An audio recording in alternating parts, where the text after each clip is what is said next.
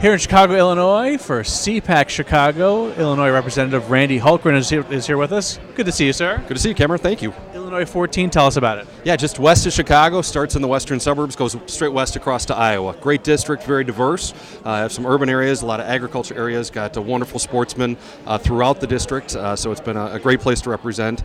Changing a little bit in the redistricting, it's going to be more of a suburban district, but still a fabulous district. All right, so since this is NRA News, I got to ask you first about the fact that we are standing on the soil of the state that doesn't allow concealed carry. Last one in the nation after Scott Walker allowed it in Wisconsin.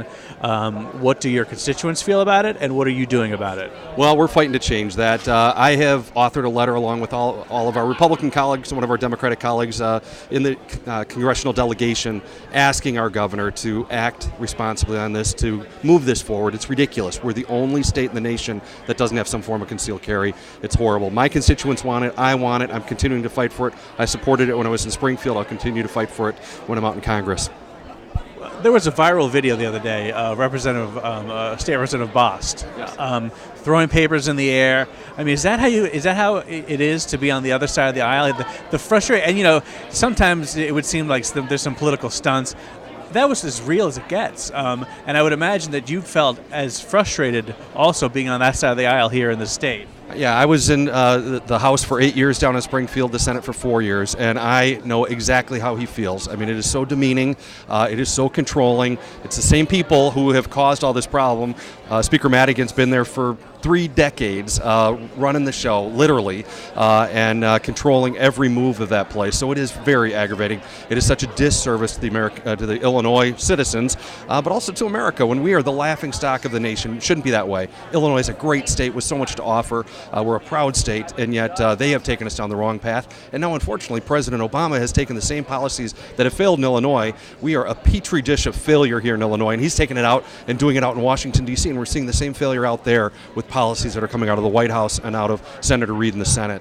It's got to change. Well, it's interesting because you talk about what happens downstate here in Illinois, but most politics downstate seems to be controlled by what's happening up here in upstate in Chicago, run by Rahm Emanuel, very close to Obama associate. So it doesn't seem like the residents of the state can win. Yeah, it's so frustrating when you look at the map, an electoral map, where almost all of it is red. The whole state is red except a little blip of blue in Chicago and the blip of blue down just across the river from St. Louis. Right. And yet there's so many votes there that we have to continue to fight back. But we can win. I am so encouraged by what happened in Wisconsin.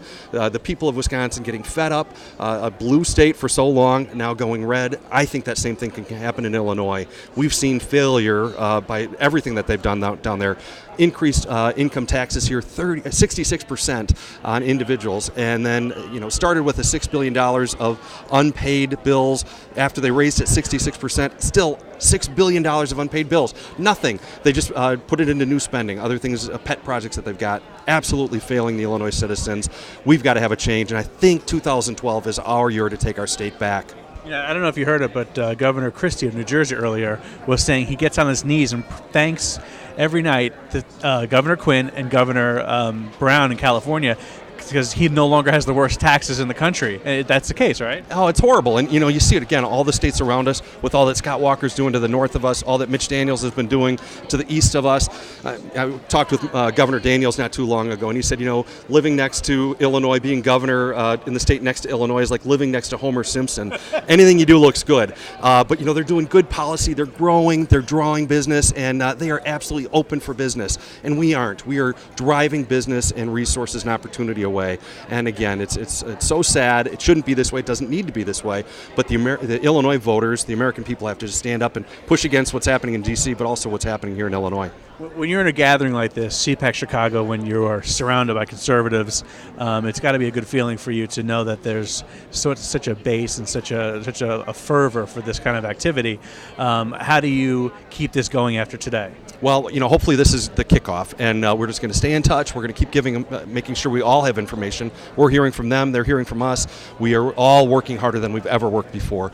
I talked about it when I first got elected to Congress in 2010, that it was the most important election of our lifetime up until that point. point. Now, I absolutely believe 2012 is the most important election of our lifetime. It's pivotal. It's a tipping point for our nation. We've got to take it back. We've got to get rid of this president. We've got to get rid of Harry Reid in the Senate. We've got to get our nation back on track right now. It's that important for our kids and our grandkids to get going in the right direction again. And once more, embrace American exceptionalism. We are a great nation, and they're fleeing from that. They're apologizing for our great nation. It shouldn't be that way. When you look ahead to, let's put you in the Illinois time machine, and let's say Barack Obama were to win a second term, what does that mean to the Supreme Court? Well, it's horrible. Again, it's a place that's kind of, we're hoping, is a backstop with really bad policy. We'll wait and see in the next couple weeks what happens on Obamacare. I hope they do the right thing and throw the whole law out. It clearly is unconstitutional, something that is so unprecedented. What the Democrats did, the whole idea Nancy Pelosi said of, you'll know what's in it after it passes, you can read it then. I mean, again, it was wrong. It should never have happened. Now the Supreme Court should act in the right way. But we have to make sure, again, that we have a president in the White House that can appoint judges that actually believe in following what the Constitution says, believing what the Constitution says. It's a masterful framework that our founders had for us, and we need to follow through on that. So it's one more really important reason for us to make sure that we make a switch in the White House and get Governor Romney as president in the White House and get rid of President Obama. Last question. One of your colleagues, a few of your colleagues, of course, Isa Gowdy, House Judiciary yesterday, Eric Holder said that in an email about Fast and Furious, the words Fast and Furious, he wasn't referring to Fast and Furious.